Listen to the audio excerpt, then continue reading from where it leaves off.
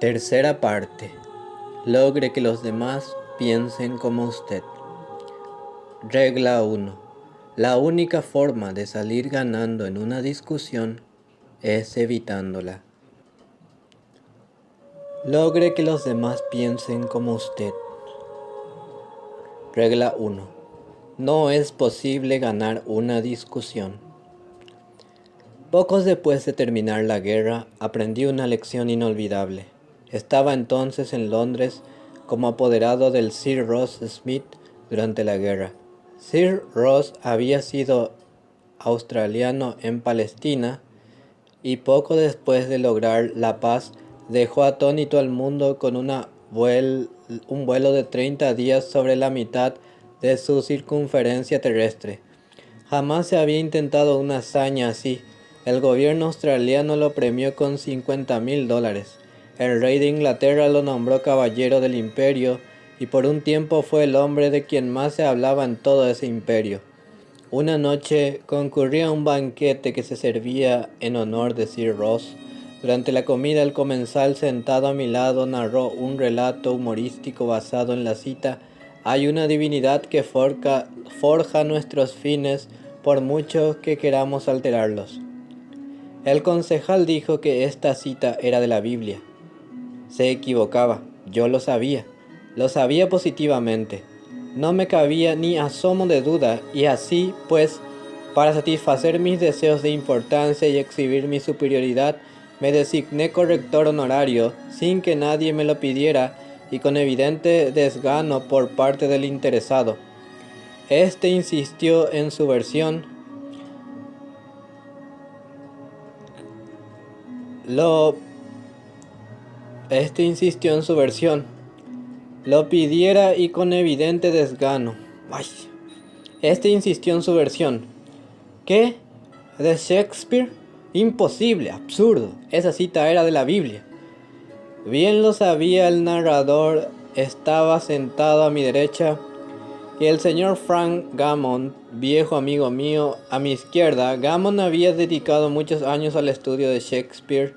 El narrador y yo convinimos en someter la cuestión al señor Gammon. Este escuchó, me dio un puntapié por debajo de la mesa y dijo: «Dale, este señor tiene razón, la cita es de la Biblia». En camino a casa aquella noche dije al señor Gammon: «Frank, bien sabes que esa cita era de Shakespeare». «Sí, es claro. Hamlet, acto 5, escena 2. Pero estábamos allí como invitados a una fiesta, querido Dale. ¿Por qué demostrar a un hombre que se equivoca? ¿Has de agradarle con eso? ¿Por qué no dejarle que salve su dignidad? No te pidió una opinión. No le hacía falta. ¿Por qué discutir con él? Hay que evitar siempre el ángulo agudo. Hay que evitar siempre el ángulo agudo. Ha muerto ya el hombre que dijo esto, pero la lección que me dio sigue su curso. Era una lección muy necesaria para mí, un discutidor inveterado. En mi juventud había discutido de todo con mi hermano. En el colegio estudié lógica y argumentación y participé en torneos de debate. Posteriormente en Nueva York dicté unos cursos sobre debate y argumentación y una vez, me avergüenza confesarlo, pensé escribir un libro sobre el tema. Desde entonces he escuchado, criticado, participado y estudiado los efectos de miles de discusiones. Como resultado de todo ello he llegado a la conclusión de que solo hay un modo de sacar lo mejor parte de una discusión: evitarla. Evitarla como se evita una víbora de cascabel o un terremoto. 9 veces de cada 10, cuando termina la discusión, cada uno de los contendores está más convencido que nunca de que la razón es de su parte. No se puede ganar una discusión, es imposible, porque si se pierde, ya está perdida, y si se gana, se pierde. ¿Por qué? Pues, suponga usted que triunfa sobre el rival, que destruye sus argumentos y demuestra que son non campus mentis. ¿Y qué? ¿Se sentirá usted satisfecho? Pero ¿y él? Le ha hecho sentirse inferior, ha lastimado su orgullo, ha hecho que se duela de ver que usted triunfa, y un hombre convencido contra su voluntad sigue siendo de la misma opinión. Hace años, un delicioso irlandés llamado Patrick J. Hayre ingresó en una de mis clases. Tenía poca instrucción, pero como le gustaba discutir. Había sido chofer y se escribió en mis cursos porque trataba por entonces, sin mucho resultado, de vender camiones. Unas pocas preguntas permitieron destacar el hecho de que no hacía más que discutir y pelear con las personas a quienes querían vender sus camiones. Si un presunto comprador decía algo en contra de los camiones que vendía, Pat se enceguecía y se lanzaba al ataque. Él mismo nos lo contaba. A menudo he salido de la oficina de un futuro cliente diciendo: se las ha echado claras a ese pajarraco. Sí, es cierto que se les había cantado claras, pero no le había vendido nada. Mi primer problema no fue el de enseñar a Patrick J. Hayre a hablar. Mi misión inmediata era enseñarle a abstenerse de hablar y evitar las luchas verbales. El señor Hayre es ahora uno de los mejores vendedores que tiene en Nueva York la White Motor Company. ¿Lo ha conseguido? ¿Cómo lo ha conseguido? Escuchemos su relato. Si entro ahora en la oficina de un presunto comprador y me dice: ¿qué? ¿Una camioneta White? No sirve para nada. Yo no usaría uno aunque me lo regalaran. Voy a comprar un camión tal. Yo le respondo: amigo mío, escúcheme, el camión tal es muy bueno. Si lo compra no se arrepentirá. Los camiones tales son fabricados con una buena compañía. El presunto comprador queda sin habla entonces. Ya no hay terreno para discutir. Si me dice que el tal es mejor camión y yo asiento, tiene que callarse. No se puede pasar el día diciendo es el mejor cuando yo estoy de acuerdo. Abandonamos entonces el tema del camión tal y yo empiezo a hablar de las condiciones del camión White. Hubo una época en que si una persona me hubiera hablado así, yo habría perdido el tino. Habría empezado a discutir contra el tal, y cuando más hablara, tanto más discutiría el comprador en favor del rival. Y cuanto más discutiera el comprador, tanto más fácil sería los rivales vender su camión. Al recordar ahora aquellas cosas, me pregunto cómo pude vender jamás un camión. Perdí muchos años de mi vida por discutir y pelear. Ahora cierro la boca, da mejor resultado. Ya lo dijo Benjamin Franklin: si discute usted y pelea, contradice.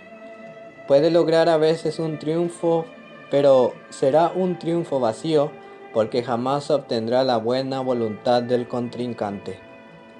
Piense pues esto: ¿qué prefiere tener, una victoria académica, teatral o la buena voluntad de un hombre? Muy pocas veces obtendrá las dos cosas. El diario de The Boston Transcript publicó una vez en este significativo epitafio en solfa: yacen aquí los despojos de un pobre viajero, murió defendiendo su derecho de paso, razón le sobraba, estaba en lo justo, lo cierto, mas tan muerto está como si hubiera errado. Puede tener usted razón, puede estar en lo cierto cuando discute, pero en cuanto a modificar el criterio del contendor, lo mismo sería que se equivocara usted en los argumentos.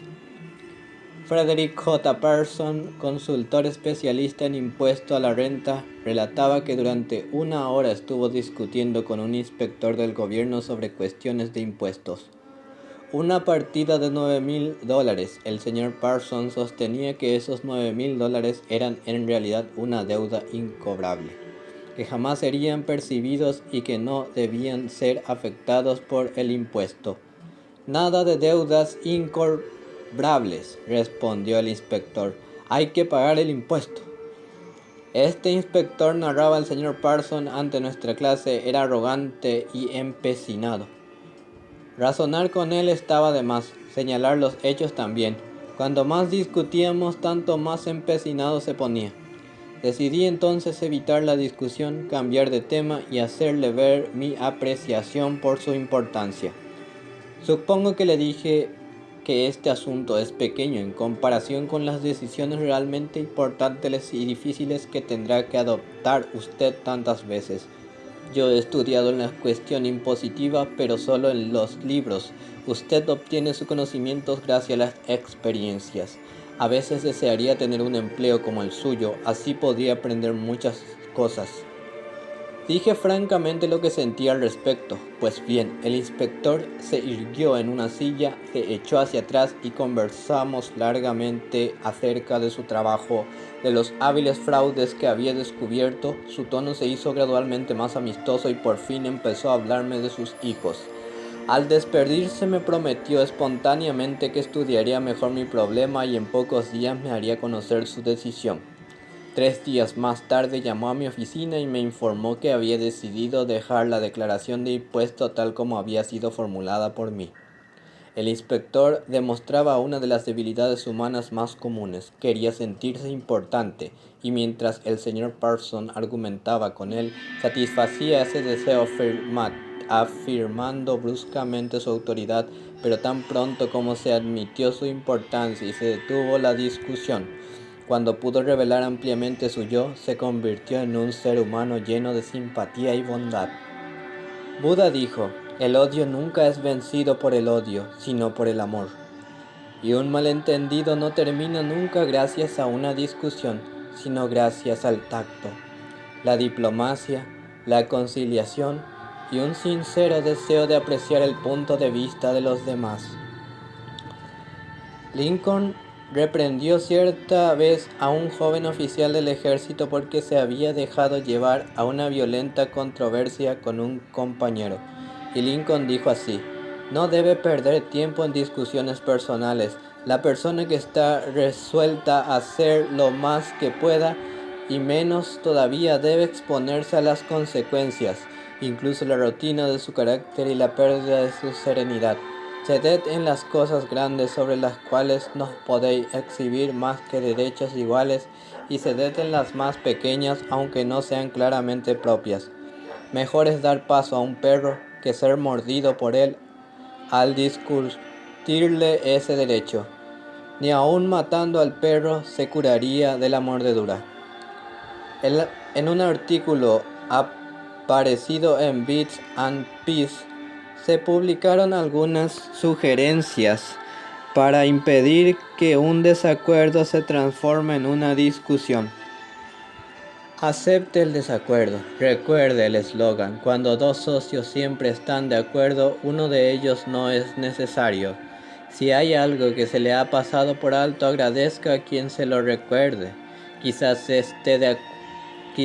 este desacuerdo es su oportunidad de corregirse antes de cometer un grave error. Desconfíe de su primera impresión instintiva. Nuestra primera reacción natural en una situación desagradable es ponernos a la defensiva. Puede ser para peor, no para mejor. Controle su carácter. Recuerde que se puede medir la dimensión de una persona por lo que la irrita. Primero, escuche. Dele a su oponente la oportunidad de hablar, déjelo terminar, no se resista, defienda ni discuta.